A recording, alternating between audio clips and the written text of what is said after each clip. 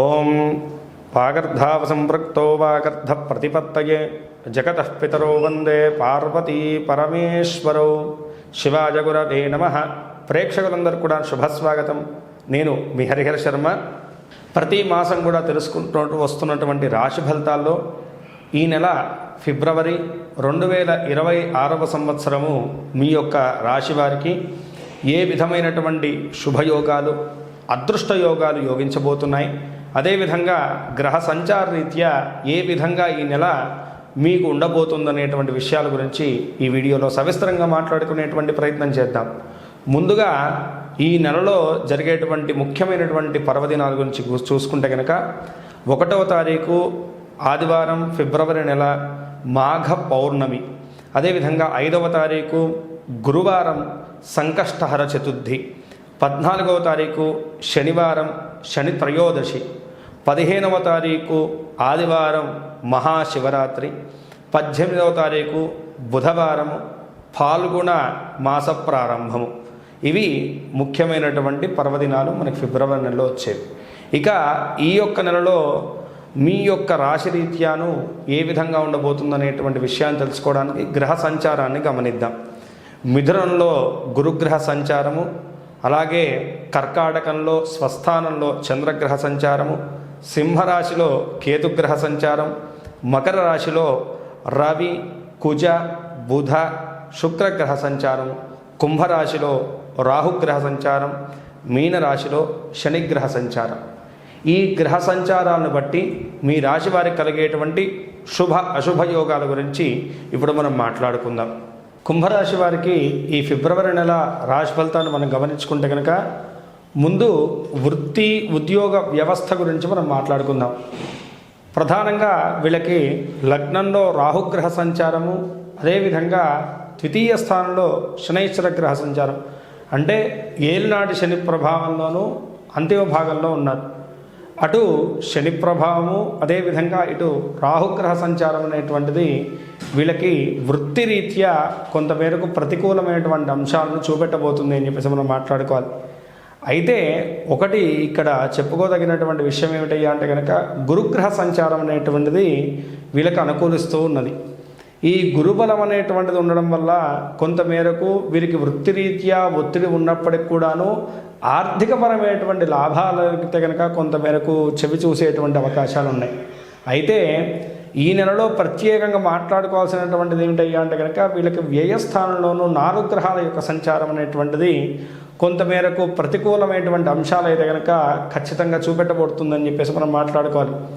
ముఖ్యంగా వ్యాపారస్తులకు కొంతమేరకు ఇది ప్రత్యేకమైనటువంటి నెలగా మనం మాట్లాడుకోవాలి. ఎందుకంటే కనుక వ్యాపారస్తులకు వ్యాపారకరమైనటువంటి బుధుడు వ్యయస్థానంలో ఉండడం వల్ల లాభాలు అనేటువంటివి తగ్గిపోతూ ఉంటాయి. మీరు చేసేటువంటి ప్రయత్నాల్లో కూడాను కొంతమేరకు అడ్డంకులు అయితే కనుక ఖచ్చితంగా ఎదుర్కొనేటువంటి సవాళ్ళను అయితే కనుక ఎదుర్కొనేటువంటి అవకాశాలు అయితే కనుక ఖచ్చితంగా కనపడుతూ ఉన్నాయి.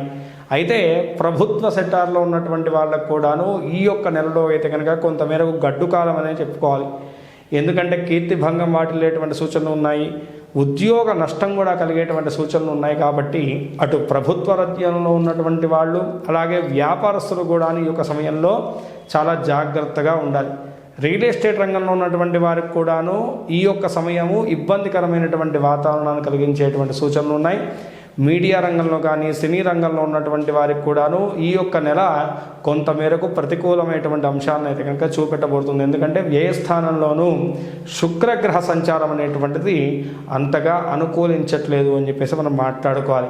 కాబట్టి ఈ సమయంలో ప్రభుత్వ ఉద్యోగాల్లోనూ వ్యాపారస్తులకు అస్సలు అనుకూలం లేనటువంటి కాలం. కాబట్టి జాగ్రత్తను వహించండి వృత్తిరీత్యా. ఇక విద్యార్థులకు ఏ విధంగా ఉంది? విద్యార్థులకు కూడా మనం చూసుకుంటే కనుకను లగ్నస్థానంలోనూ రాహుగ్రహ సంచారం ఉండడం వల్లను ఈ యొక్క సమయంలో ఏంటంటే కనుకను దృష్టిని ఉంచలేదండి. ఏ విషయం మీద కూడాను అనవసరమైనటువంటి ఆలోచనలన్నీ కూడా మనసులో మెదులుతూ ఉంటాయి.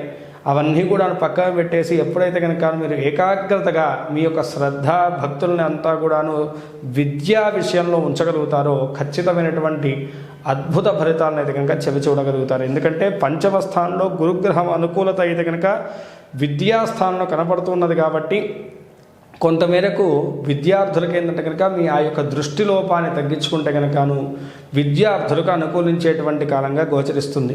ఎందుకంటే ద్వితీయ స్థానంలో శనిగ్రహ సంచారము, అదేవిధంగా లగ్నంలో రాహుగ్రహ సంచారం అనేటువంటిది మిమ్మల్ని ఇబ్బంది పెడుతూనే ఉంటుంది. ఎప్పుడు ఫోకస్ పెట్టనివ్వదు, బద్ధకంగా వ్యవహరిస్తుంటారు, డైవర్షన్ అవుతుంటారు. కాబట్టి ఇలాంటి విషయాలన్నిటిని కూడా అవాయిడ్ చేయగలిగితే కనుకను విద్యార్థులకు అనుకూలించేటువంటి కాలంగా చెప్పుకోవాలి. ఎవరైతే కనుక విదేశీ విద్య గురించి, విదేశీ యానం గురించి ప్రయత్నం చేస్తున్నారో వారికి అడ్డంకులు అయితే కనుక ఈ నెలలో కూడాను తప్పవు అని చెప్పేసి చెప్పుకోవాలి. అటు విద్యారీత్యా కానీ, ఉద్యోగరీత్యా కానీ, వ్యాపార రీత్యా కానీ వీసా వంటి ప్రాబ్లమ్స్ని ఎదుర్కొంటున్నటువంటి వారికి కూడాను కొంతమేరకు ఈ సమయం అనుకూలించట్లేదనే చెప్పాలి.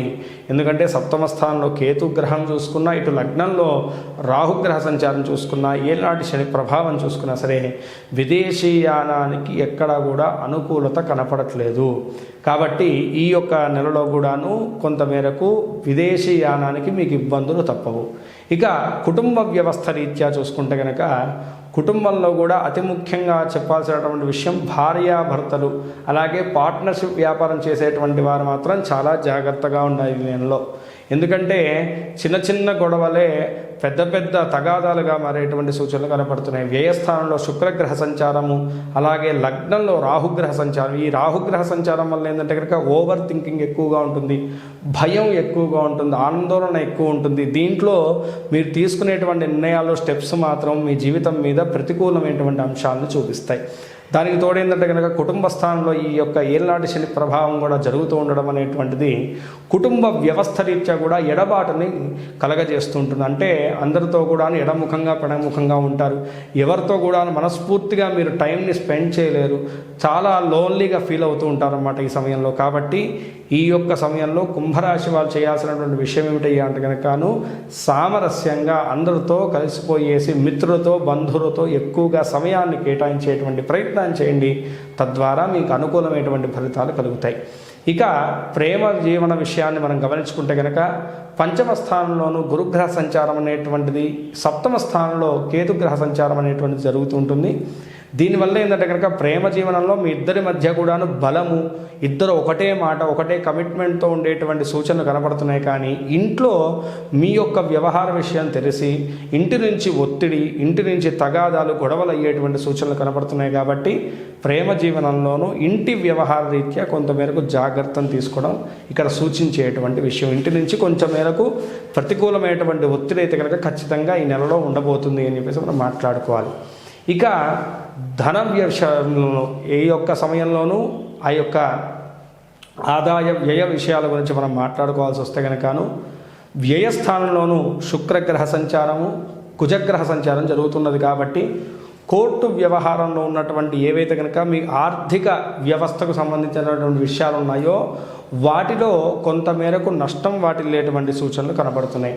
ఎక్కువగా లగ్జరీస్కి ఎక్కువగా మీరు ఈ నెలలో ఖర్చు చేస్తారు. లేకపోతే కనుక జీవిత భాగస్వామి విషయంలో కూడాను ఆకస్మికమైనటువంటి ఖర్చులు అయితే కనుక ఎదుర్కొనేటువంటి సూచనలు అయితే కనుక ఈ నెలలో సుస్పష్టంగా కనపడుతుంది.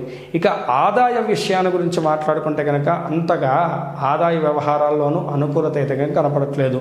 కాబట్టి ఖర్చులు మాత్రం అదుపులో ఉంచుకోవాలి. లేదంటే కనుక అనవసరమైనటువంటి ఖర్చులు చేజారిపోయేసి ఆర్థికపరమైనటువంటి ఇబ్బందులు ఎదుర్కొనేటువంటి సూచనలు అయితే కనుక కనపడుతున్నాయి.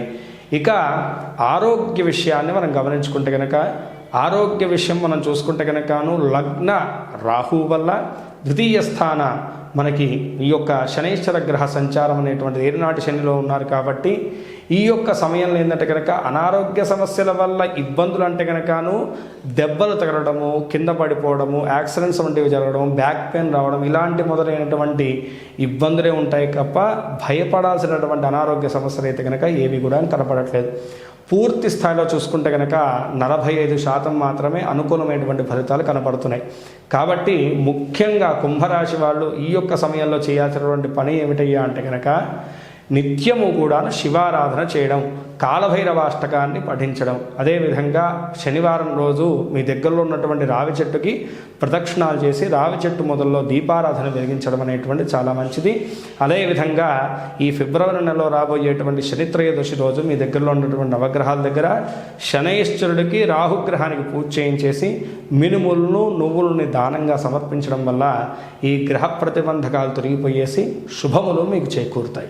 పై తెలిపినటువంటి చిన్నపాటి జాగ్రత్తలు వహిస్తూ చెప్పినటువంటి దైవారాధన చేసుకుంటూ అదేవిధంగా గ్రహదోషములకు చెప్పినటువంటి పరిహార మార్గాన్ని మీరు అనుసరించుకుంటూ ఈ నెలలో కలిగేటువంటి సకల విధములైనటువంటి దుష్ఫలితాలన్నీ కూడా అధిగమించి మీరు అనుకున్నటువంటి గోల్స్ వైపు మీ అడుగులు తాపీగా కొనసాగాలని చెప్పేసి, అలాగే మీకు విజయం చేకూరాలని చెప్పేసి, సకల శుభాలు కూడా మీకు కలగాలని చెప్పేసి మనస్ఫూర్తిగా ఆ పరమశివుణ్ణి ప్రార్థిస్తున్నాను.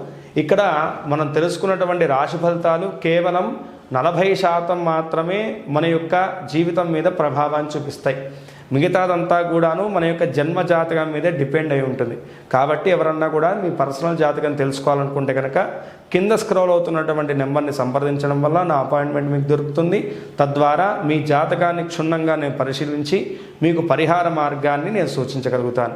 స్వస్తి. సర్వే జనా సుఖినో భవంతు. లోకా సమస్తాః సుఖినో భవంతు.